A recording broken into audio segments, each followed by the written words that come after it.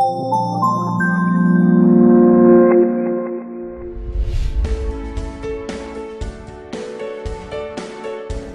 objetivo desta sessão, e que é preparada pelas sessões da manhã, é trazer à discussão pública no Brasil a questão da avaliação da alfabetização. Não é fácil conseguir um colega cientista, pesquisador que se dispõe, como a nossa colega São Luís, a vir a um outro país, e dizer com essa franqueza simples que nós temos enormes problemas com a prova Brasil. Eu, antes de fazer esse seminário, conversei com o professor Chico Soares, do INEP, disse a ele que ia fazer esse seminário, ele mandou pessoas do INEP que estão aqui.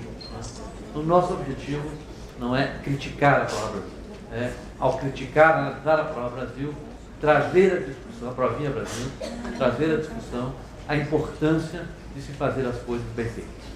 E eu acho que nada melhor do que isso, do que trazer esses dois jornalistas que se preocupam com a educação, que acompanham a educação e que vão, como pessoas que estão acostumadas a traduzir as questões sociais para a linguagem das pessoas comuns, fazer aqui a nossa conferencista as perguntas que eles acham que devam fazer. Então, eu vou começar com o Luciano e depois a gente continua. Boa tarde. Alô?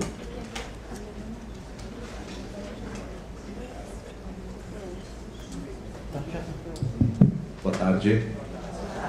Funcionando, né? Bom, professora, a primeira pergunta que eu quero fazer é você apresentou o modelo de avaliação do seu país e o modelo brasileiro.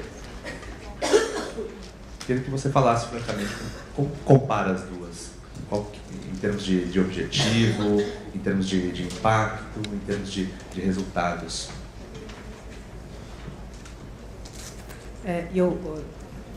Com a franqueza que falei antes, portanto, o que eu fiz aqui foi um exercício em público que eu costumo fazer com as pessoas do... Vou falar outra vez em português, penso. Isto é uma tentação irresistível, passar para o português do Brasil. Mas, portanto, o que eu fiz aqui foi o que eu costumo também fazer com as pessoas do Instituto de Avaliação Educacional em Portugal. Portanto, sempre no sentido de como agora começa a ser também muito o estado preferido das nossas instituições, a melhoria contínua, no sentido da melhoria contínua. E também, neste contexto, acho que a melhoria contínua é o termo que se aplica para explicar a situação. Porque nós, em Portugal, também temos graves problemas de instrução pública e de nível de literacia de quem faz o ensino, mas começámos já a trabalhar nisso há mais tempo. E, portanto, a comparação que eu faria é que passamos por uma fase em que estaríamos mais como no Brasil há uns anos atrás e que, desde que houve uma movimentação no sentido de tentar estabelecer metas e de reformular o ensino básico, que houve um progresso relativo e que é isso que nos permite termos hoje esta diferença tão flagrante entre a prova do segundo ano no ensino básico português e a prova do segundo ano no ensino básico no Brasil. E, portanto, a comparação é de tempo, com certeza. Nós já fizemos o progresso, aliás, os resultados de PISA, embora ainda não seja resultado direto destas medidas, temos vindo a ter um progresso na leitura. Salvo erro, de 2013 até agora é um progresso de mais de 10 pontos. É possível que seja 20 pontos. E, portanto, já começamos a preocupar-nos com estes problemas há mais tempo e já conseguimos lidar com a situação de uma maneira mais satisfatória e, por isso, estamos neste ponto diferente de estado da literacia no segundo ano. De acordo com o que foi discutido até aqui hoje mais cedo, e em termos de objetivos, o que essa prova vai cumprir para o aprendizado da criança, essa que a senhora apresentou brasileira? Bom, a função desta prova brasileira, que eu esqueci-me de referir isso, e que é diferente da nossa, é que ela é para ser aplicada no início do ano e no fim. E, portanto, tem esta função de fazer o diagnóstico prévio para o professor também saber qual é o estado dos alunos que recebe.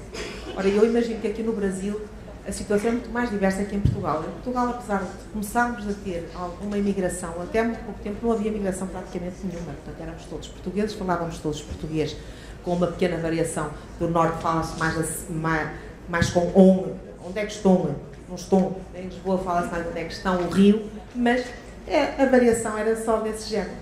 E, portanto, éramos uma população bastante homogénea, sem grandes minorias. E só agora há pouco tempo é que começamos a ter também o influxo de pessoas que vêm, por exemplo, dos países da antiga Europa de Leste. E, portanto, começamos a ter de lidar também com alguma questão da diversidade cultural. Mas até aqui não tínhamos essa diversidade cultural e, portanto, a ideia de ter um nível prévio para o professor poder tentar, a partir de uma linha homogénea no início do ano escolar, não era tão necessária. E esta prova tem essa função, não é? E essa função desempenha seguramente. O que não desempenha é a função de promover a aquisição, na altura própria, do mecanismo de leitura e escrita numa escrita alfabética, como é o caso do português do Brasil, não é? Portanto, a prova até pode responder àquelas metas que foram definidas. O problema é que as metas são definidas muito aquém do que é possível e do que é preciso. Francisco. Boa tarde a todos. Professora, a questão da educação, né, sabido que é a porta de passagem da ascensão social, né, do crescimento do cidadão. O Brasil, com as características de modelo que tem, né, alfabetização, continua depois com a formação, o que se percebe é que a gente ainda,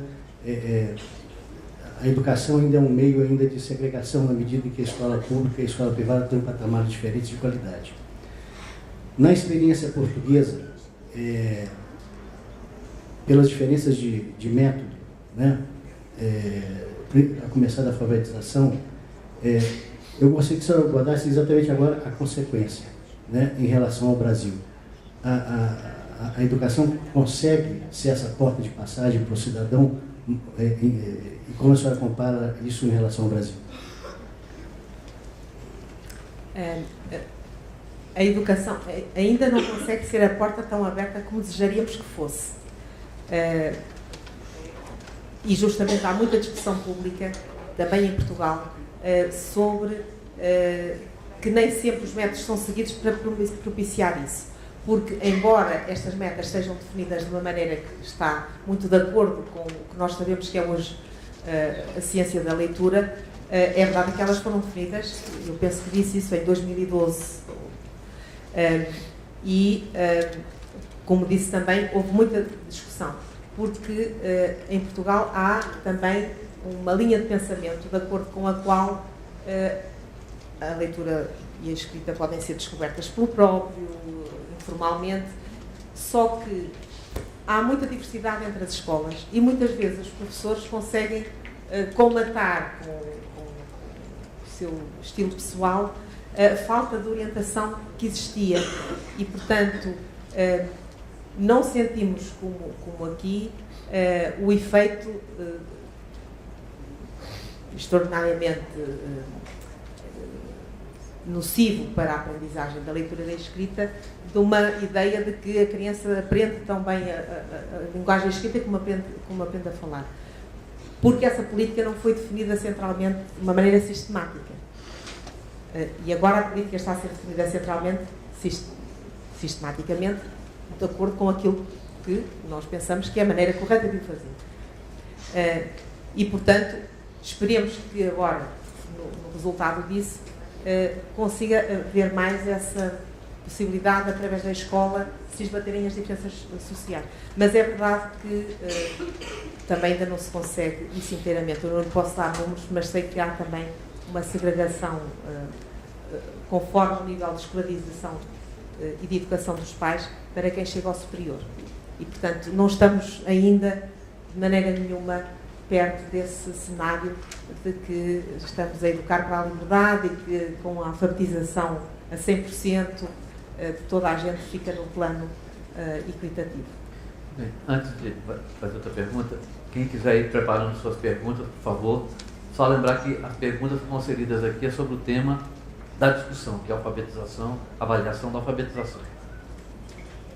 Não, A gente até ali no horário de almoço conversava sobre a experiência portuguesa com um modelo, vamos dizer assim, equivalente ao que no Brasil é conhecido como construtivismo, né? Eu gostaria que a senhora falasse um pouco sobre o que foi essa experiência, quanto tempo ela durou e por que foi abandonada.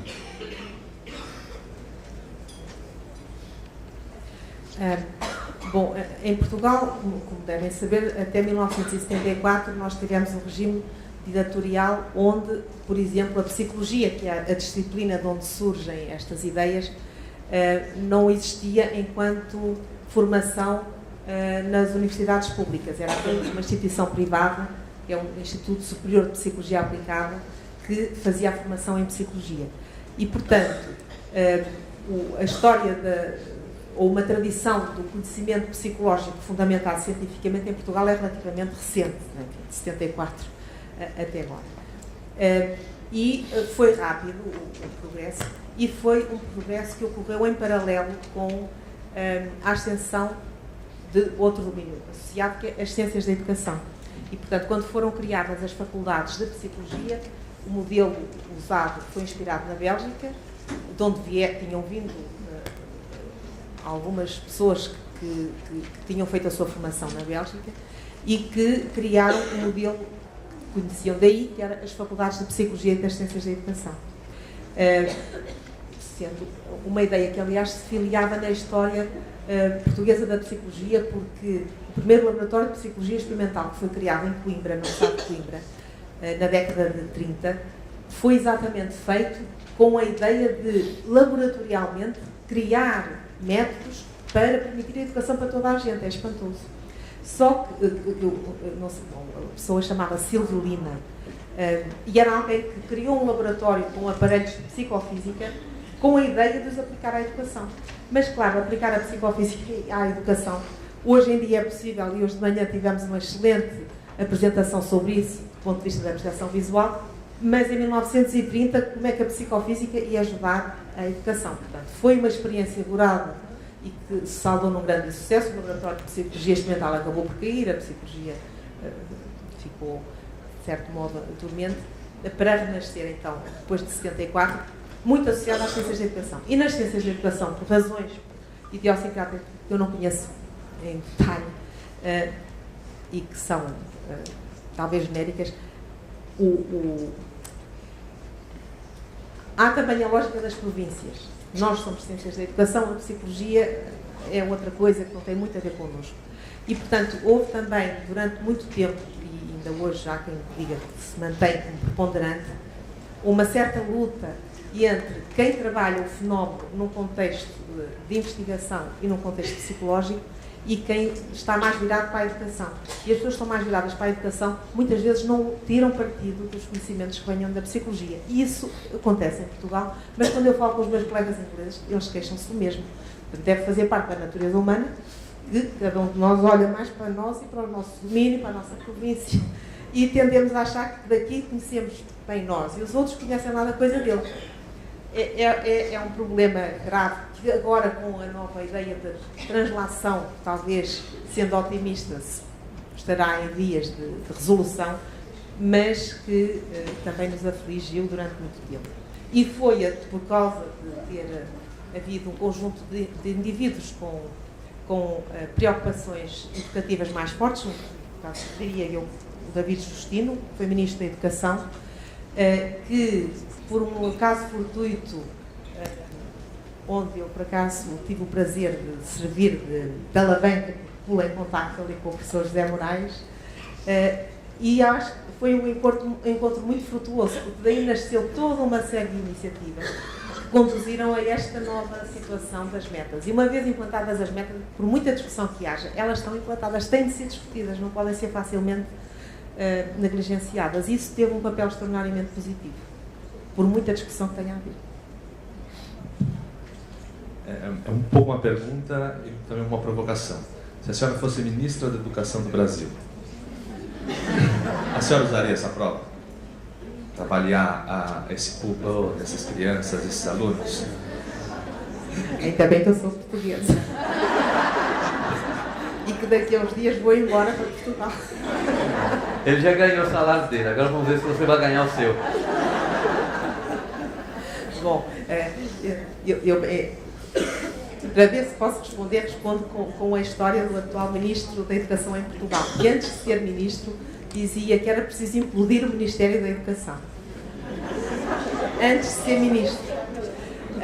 Porque é um Ministério enorme, é a empresa, diz-se, que lida, que tem mais trabalhadores que todos os professores, são centralmente geridos, é uma situação realmente de um labirinto burocrático tremendo. E o atual Ministro da Educação é uma pessoa que tinha ideias muito vincadas, recebeu até vários prémios de divulgação científica, portanto tem muito presente a ideia da educação e da divulgação da ciência, trazer para a sociedade aquilo que se faz nos laboratórios. E eu penso que ele, e não implodiu o Ministério da Educação, não é? É como a Europa, é como nós saímos do euro, não sei, porque há muitas coisas que parecem ser boa ideia, mas que não têm aquela característica da praticabilidade.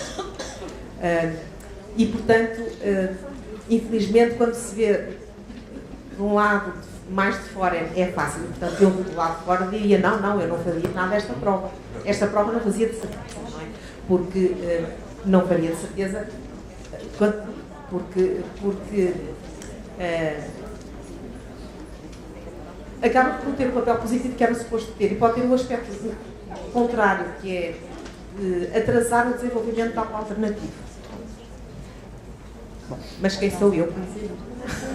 Só queria aproveitar, quando ela deu o exemplo da pergunta da Magali, se ela é comilona ou é mandona, houve um zum aí na plateia. Eu queria saber qual que é a importância, parece que as avaliações são feitas por especialistas, universidades, mas a senhora acha que, não sei como é o caso de Portugal, talvez a senhora possa dizer como é o caso de Portugal, mas também no Brasil, qual que é a importância do contato? Parece que ela vem, as avaliações vêm de cima, né?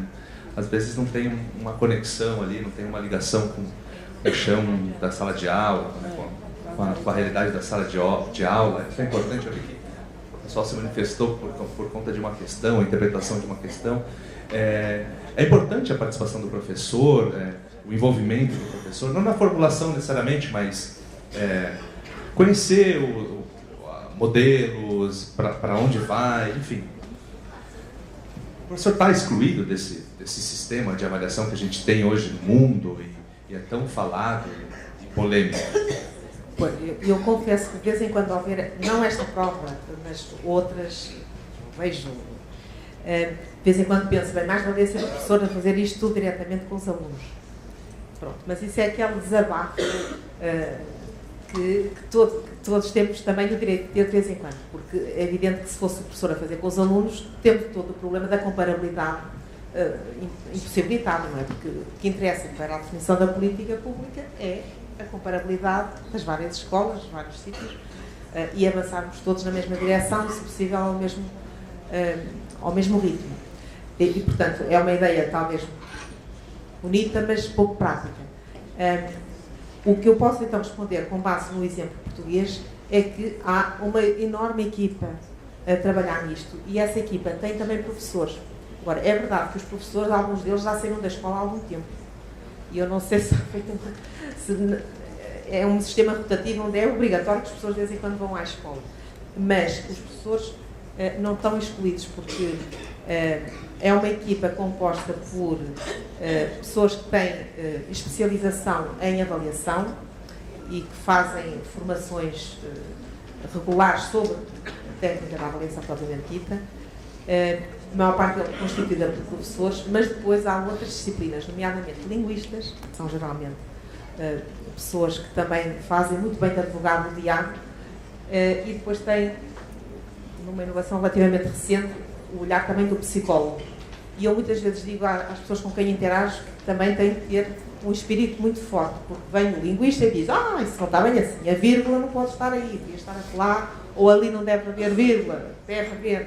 Depois vem o psicólogo e diz assim, mas do ponto de vista funcional, essa vírgula faz muito sentido, mesmo que não obedeça àquela regra de antes do hino haver vírgula, do ponto de vista das ideias, separa que nós concluímos uma ideia e vamos acabar outra. E vamos começar outra. Portanto, a vírgula deve lá estar.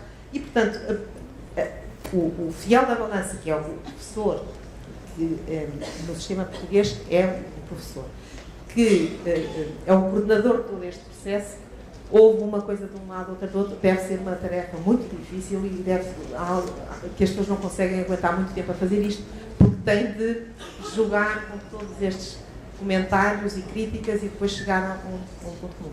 Mas, portanto, é um processo, como eu dizia no princípio, muito recursivo. A prova dá não sei quantas voltas.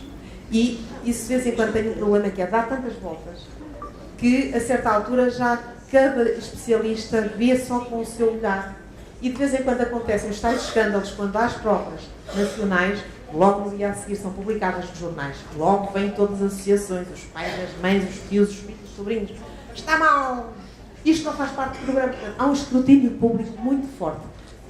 E, agora que eu conheço o processo de construção das provas, pergunto-me como é possível, depois de tantos olhares, escapar aquilo. E talvez tenha a ver exatamente com o facto de haver muitos olhares. Quer dizer, isto é sempre uma situação que não há nada que seja garantido.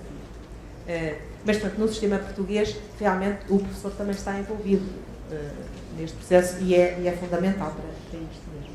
Muito bem, antes de ler as perguntas aqui, tem muitas, queria saber se o professor José Moraes, que nos ajudou a montar também esse painel, poderia fazer algum comentário aqui sobre a nossa provinha Brasil. Sim. Não, a provinha tem montes de problemas, claro. Eu tinha assinalado algumas, não vou repetir muitas, São Luís já disse, não é? Faltam coisas essenciais, não revela se houve ou não compreensão do princípio alfabético, se há ou não consciência dos fonemas. Não há nada sobre isso. Não se sabe se a criança é realmente capaz de decodificar, não revela se a criança é capaz de decodificar rapidamente, não há informação nenhuma sobre a velocidade do processamento, não revela nada sobre as capacidades de escrita. É dito que por razões técnico-metodológicas não se estuda a escrita, mas não há razão metodológica nenhuma ou técnica nenhuma para que não se teste a escrita. Tem que se sair daquele esquema em que a provinha é concebida. E realmente não se vê bem para que serve no sentido até de ajudar o aluno. Então, é demasiado sumário. Agora, se eu posso, me permite que diga um pouco mais algumas coisas, a São Luís diz coisas muito certas sobre os portugueses, eles são muito complicados. Né?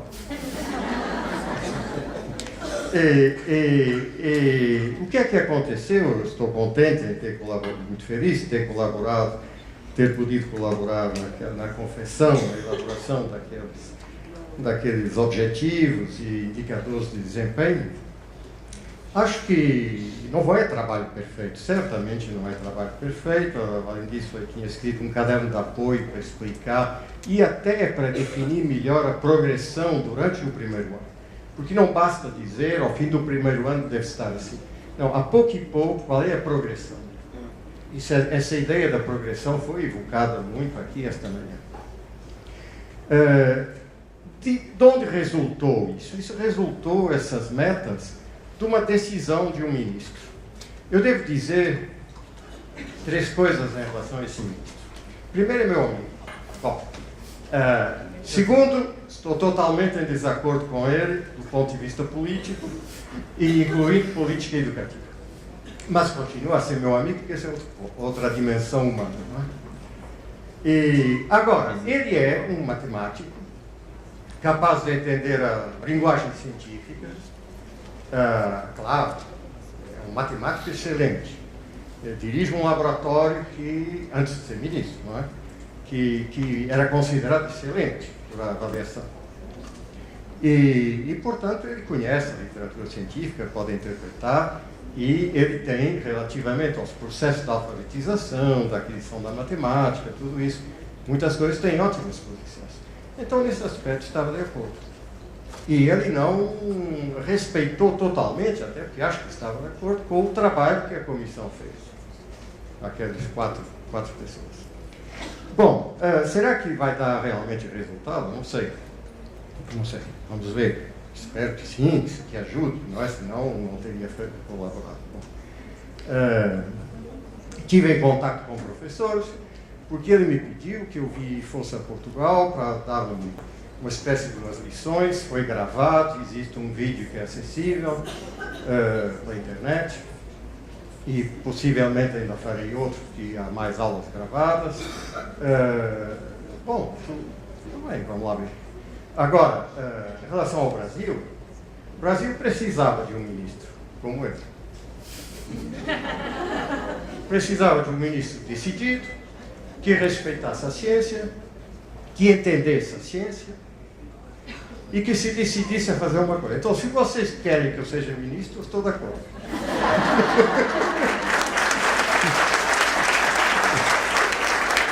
Às vezes eu perco a cabeça, não é? Tenho assim, eu ofereço coisas que... Bom, então, o que é que eu faria se fosse ministro? Faria isso mesmo, eu criava uma comissão, tentando saber, através dos meus conselheiros, quais são as pessoas que realmente têm produzido para se compreender o que é alfabetização, mas não só eles, até aqueles com quem eu não estaria de acordo. Eu chamava a Emília Federer para lhe explicar como é que é. Enfim, para que os outros expliquem a ela que está errado isso. Que já está totalmente, não é só que está totalmente ultrapassado. Já na época estava errado. Mas bom, foi o que aconteceu no Observatório Nacional da Lecture, em França. Havia o Jean Fauconberg. Não sei se alguém aqui ouviu falar do Jean Fauconberg. Bom, então é exatamente aquela ideia de que acabou em 18 membros da comissão, comissão científica, acabou por ser o único que estava em desacordo e ele se demitiu. Porque entendeu que não dava. Ele não foi convencido, a gente não conseguiu convencer. Mas tínhamos que chegar, avançar depois, nós podíamos ficar ali anos e anos. Levou um ano com discussões. Cada mês a gente se reunia um dia inteiro e cada um apresentava as suas posições, descrevia a literatura que conhecia, tudo isso. Quem era o presidente da comissão, do observatório? Era um antigo presidente da Academia das Ciências da França, que não entendia nada de leitura, nem da aprendizagem da leitura, mas que era um homem inteligente, um sage, como se diz em francês, e que conseguiu resolver muito bem aquela situação de debate. Porque a questão da leitura é uma questão que se tornou muito política. E ele conseguiu resolver aquilo, e nós realmente fizemos relatórios que foram muito bem aceitos. E todos os ministros, de direita ou de esquerda, respeitaram a nossa independência. Bom, então é isso que era preciso para lançar. Tem-se passado tanto tempo, perdido tanto tempo com esses resultados do PISA, que são tão fracos, não é possível. Então, mais um ano, mas que um ministro se decida a fazer uma comissão desse gênero, que realmente respeite todos. Nesse observatório havia representantes de professores, havia representantes das associações de pais, e havia jovens professores, não eram os tais professores que já não trabalhavam há muito tempo, jovens professores que foram delegados para trabalhar conosco, para nos dar informações. Tudo isso é um trabalho que tem que ser bem organizado. Pronto, eu não acho que...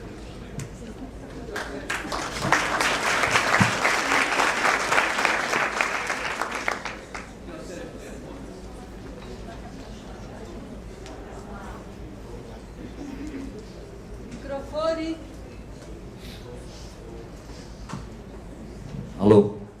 Tem uma série de perguntas e eu pediria então para nossa conferencista ser breve nas respostas para dar tempo de contemplar várias delas, não é?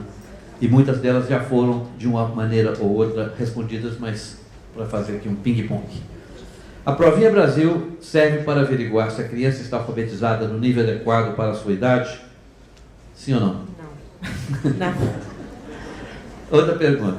A provinha Brasil, com os problemas que a senhora assinala, serve para averiguar alguma coisa de forma objetiva?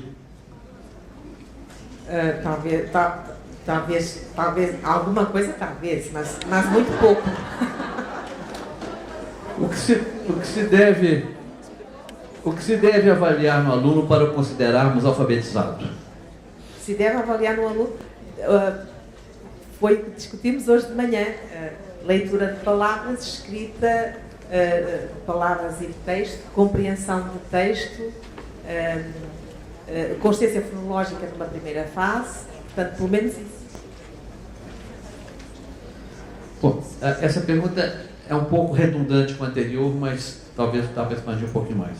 Já que a provinha Brasil não é o método ideal, ideia essa defendida por vários especialistas em avaliação, que outro método poderíamos implementar no Brasil para que tenhamos um diagnóstico mais preciso da alfabetização? Bom, a resposta também foi dada agora pelo professor Moraes. É um problema que não se resolve assim num passo só. Tem de ser feito um trabalho prévio para ver o que resolver, mas atendendo a que a nossa língua é muito parecida, eu diria que já há algum caminho nesse sentido e, portanto, com certeza não seria preciso um processo muito longo, a não ser aquele que tem a ver com lidar com a diversidade de dialetos, que é mais forte aqui no Brasil do que em Portugal, e talvez com o acesso a livros em casa, que também aqui no Brasil deve ser muito mais heterogéneo do que em Portugal, em que as pessoas todas são vivem em ambientes urbanos ou semi-urbanos na grande maioria, e agora quase tudo. Há uma desertificação do interior que aqui no Brasil penso que não existe. Não é? Agora uma pergunta mais técnica. Se questões de múltipla escolha são eficazes para avaliar se o aluno sabe ler, se ele não poderia simplesmente adivinhar como se fosse uma loteria? Pode adivinhar sempre, porque se em 4 há uma correta, tem sempre uma probabilidade de acertar um quarto das vezes. Mas isso é um problema com que se lida e, portanto,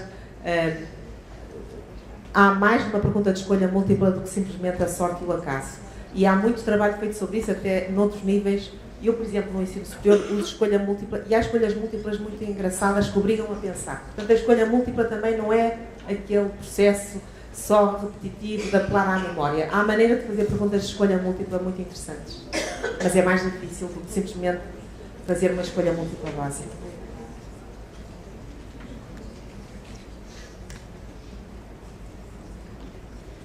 Essa aqui é a pergunta mais política, né? Se a provinha Brasil não seria, já que ela não avalia a leitura, se ela não é só uma desculpa para avaliar o trabalho do professor? Quem sabe? Não sabe. Resposta válida. O currículo que direciona hoje o processo de alfabetização no Brasil, na verdade, são os descritores que estão indicados aí no caderno da Provinha Brasil. O ensino ainda continua seu objetivo a partir do uso de livros didáticos disponibilizados pelo MEC, o Ministério da Educação, que não contempla de modo coerente as habilidades e competências esperadas ao término do ano, segrega e não atende todos os alunos. Como podemos alfabetizar e avaliar os alunos a partir da subjetividade do currículo, da não existência de currículo? Hoje de manhã, Frank Ramus até sugeriu que procurassem os descritores para o inglês, porque estamos a falar de escritas alfabéticas e, portanto, não é preciso até ir procurar o inglês, podem começar pelo português, que tem a vantagem de ser a mesma língua. Portanto, há maneira de ir avançando nesse sentido, e eu diria que o primeiro sítio a procurar é nestes escritores do português. Há pistas interessantes que são certamente relevantes também para aqui, para o Brasil. Muito bem. No que diz respeito à avaliação analisada da Provinha Brasil, as principais fragilidades estão nas habilidades aferidas, no modelo estrutural ou em ambos? no modelo estrutural ou em ambos? Eu penso que estão em ambos. Em ambos, quer dizer, no modelo, o que é que está sendo avaliado, quer inferir, elaborar, portanto, não contempla a ideia do mecanismo de leitura e também do ponto de vista da formulação das perguntas, há pontos que tinham de ser mudados e alterados. Hoje as escolas estão treinando os alunos para a realização da Provinha Brasil. Com isso, eles acabam mecanicamente resolvendo as questões. Sendo assim, qual o significado dela, se hoje todo o trabalho é voltado para essa prova? Bom, talvez possam também, se é mesmo preciso fazer isso, podem mudar um bocadinho o trabalho de preparação da prova para ela se tornar útil e, portanto, introduzir questões mais de acordo com o que foi visto hoje de manhã, que tenham a ver realmente com o domínio do código da língua. Porque aqui também é pedido, em alguns casos, para, por exemplo, fazer a interpretação de um texto para dar um título. Então, por exemplo, fazer isso pedindo à criança para escrever o título. Então, a criança já vai escrevendo, pode receber feedback da sua escrita, o professor vê se está bem escrito ou não e pode utilizar o feedback que o aluno dá para, por exemplo, ensinar as correspondências que não estão dominadas. Portanto, eu diria que é possível fazer um trabalho inventivo à volta destes itens, fugindo um pouco da sua forma e também daquilo que eles diretamente visam testar, sendo otimista.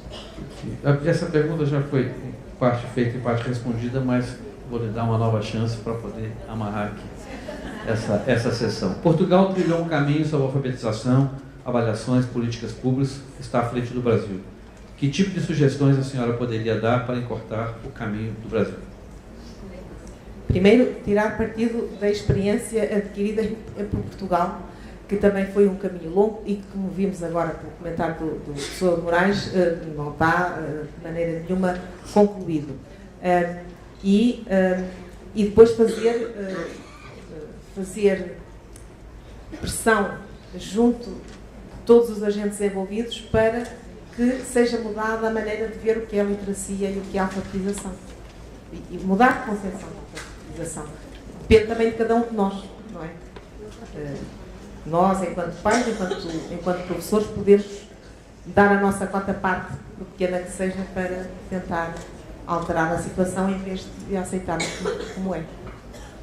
Tem uma pessoa aqui do MEC, a professora doutora Gabriela Almeida, que é do INEP e diz: caso necessário, estou à disposição para retirar dúvidas sobre a Provinha Brasil. Professora Gabriela, a senhora queria usar a palavra? Ou apenas responder dúvidas se houver? Mas responder dúvidas se houver. Okay. Porque algumas coisas eu acho que ficaram um pouco confusas nas falas. Não sei se... Aqui, ó, vem cá.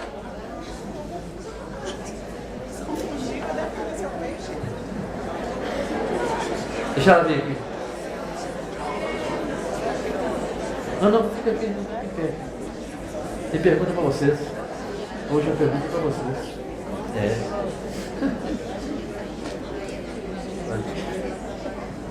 Muito obrigado. Então, é porque na verdade algumas coisas eu acho que ficaram um pouco nebulosas na sua provinha. Como a gente está num ambiente mesmo de discutir e de se aprofundar nos temas em relação à avaliação, estou me colocando à disposição para responder as dúvidas que vocês tiverem, caso seja, acho que caso a mesa não possa solucionar as questões, responder. Então, assim, algumas coisas que eu acho que sobre a construção da matriz de referência da provinha, que realmente foi um processo de lá para 2008, ficou meio... As pessoas não acompanharam direito o processo de construção, foram chamadas algumas universidades para estar se reunindo, pesquisadores na área de alfabetização, só depois que veio a provinha de matemática. Então, assim, várias reuniões que por fim, foi feita a matriz de referência. O que é a matriz? A matriz é um instrumento que vai nortear toda a avaliação. Então, é um instrumento que vai organizar, delinear os itens, por exemplo, da provinha, delinear como que são feitas a escala de referência, que é um instrumento que depois da prova aplicada vai gerar os resultados e vai explicitar para os professores quais são as questões que foram colocadas na prova. Bom, outra dúvida que geralmente aparece em relação à provinha é que ela é uma avaliação que o INEP não tem resultado dessa avaliação. Por quê? Ela não é devolvida, os resultados dela não são devolvidos ao INEP. Ela tem um objetivo específico de garantir que o professor ele tenha conhecimento de como que estão os seus alunos. Então, assim, é claro que acontece que algumas secretarias de educação utilizam esses resultados e pedem a devolução das provas. No entanto, isso não chega ao INEP. Então, não existe uma nota geral nacional dos resultados da Provinha Brasil. Então, isso é um diferencial. Assim, a provinha ela é construída no início do segundo ano e no final do segundo ano para que os professores tenham conheçam esse percurso da criança ao longo desse processo. Desculpa, gente, eu não gosto de microfones. Não sei. A matriz de referência da provinha está disponibilizada no site do INEP. Para quem quiser acessar, tem lá todos os objetivos educacionais, o que a avaliação está medindo realmente. Muito bem, muito obrigado. Bom, eu primeiro queria agradecer a sua presença e a sua disponibilidade de vir aqui, né, e queria, por seu intermédio, mandar o recado ao professor Chico Soares, né, que é o presidente do INEP, do que se falou aqui, quer dizer, e comentando o que você falou. Não basta chamar a gente de universitário, tem que chamar a gente que entende do assunto, tem que chamar a gente que pesquisa, que está no front da questão. Não é possível fazer uma matriz de escritores sem ter um currículo, sem ter métodos. Não é isso?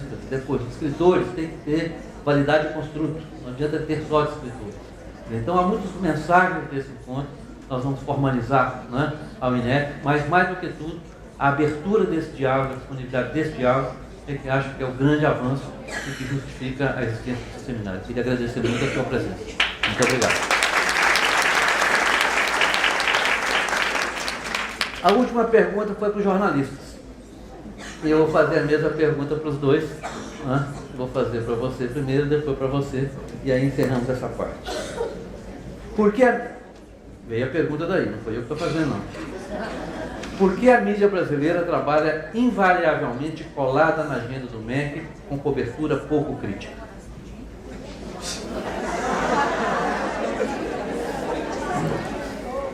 Tem alguns aspectos disso aí.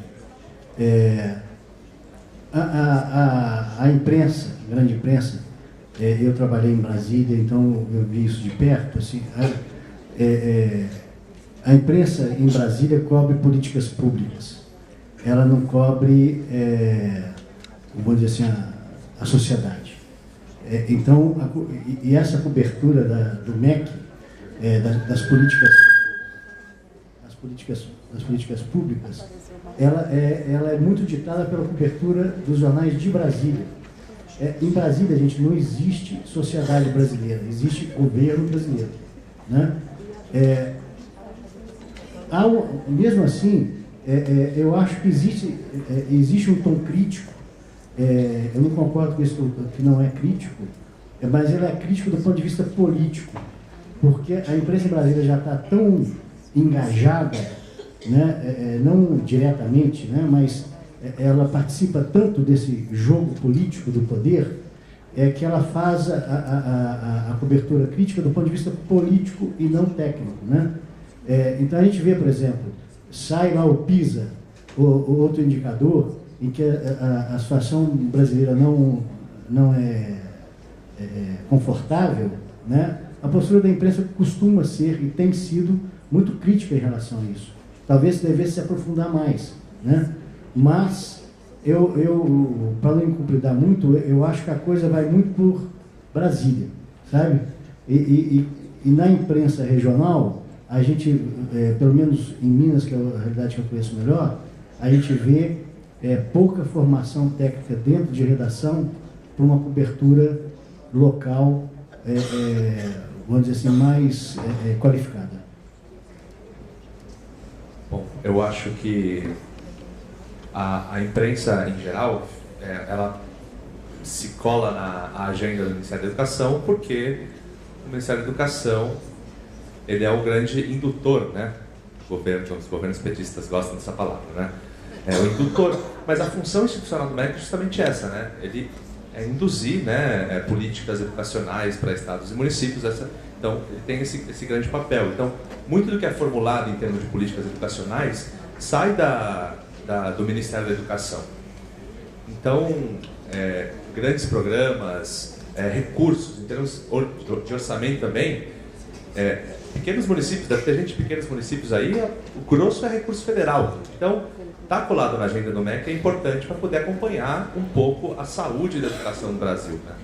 Então, é importante. Lá são formados os principais programas, lá onde sai a maior parte do financiamento educacional, de onde saem as principais decisões que envolvem a educação brasileira. Concordo que a cobertura da imprensa brasileira é pouco crítica, a não ser quando envolve essa questão política, de governo, né? Pega mais pesado com o governo, menos com o outro. São Paulo, por exemplo, a educação paulista, assim, a imprensa não tem falado muito da educação de São Paulo,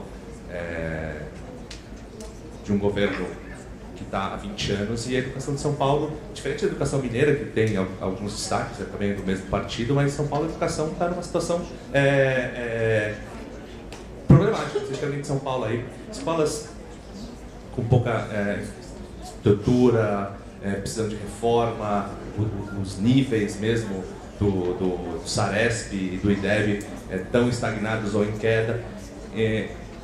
Eu acho que tem a questão política que é importante e falta também mais preparo do jornalista, alguém que só se dedique à educação, que mergulhe, que entenda a história, como as políticas são formatadas, a legislação é importante saber também, a relação entre município, Estado, governo federal, como se dá a gestão, como se transferem os recursos. E também falta uma coisa importante para o jornalista hoje que acompanha o tema da educação. Tá mais na escola. Eu participei de um seminário ano passado, eu dividi a mesa com uma jornalista chilena, e ela se colocou como meta, ela cobria educação lá no Chile. Acho que nem era um grande jornal, era um veículo alternativo, assim, independente de imprensa. Ela se colocou uma meta de, pelo menos uma vez por semana, ela ir numa escola, sabe? Conversar com o professor, conversar com alunos, e às vezes a gente não sai da redação. Faz tudo por telefone, falamos com secretários, falamos com ministros, mas acho que a gente fala pouco com o professor, fala pouco com os atores ali da ponta, sabe? Alunos, pais, professores. A gente acaba com uma visão viciada, né? A gente ouve mais os gestores, quem toma as decisões, né? E às vezes a gente pega um discurso mais pro forma e a realidade que é aquela que vocês estão enfrentando no dia a dia não é, a gente consegue levar. Às vezes a gente acerta, mas nem sempre. Eu faço eu concordo com a pergunta, acho que eu faço uma leitura crítica da cobertura da imprensa sobre educação no Brasil hoje. Muito bem, eu queria agradecer aqui a todos vocês.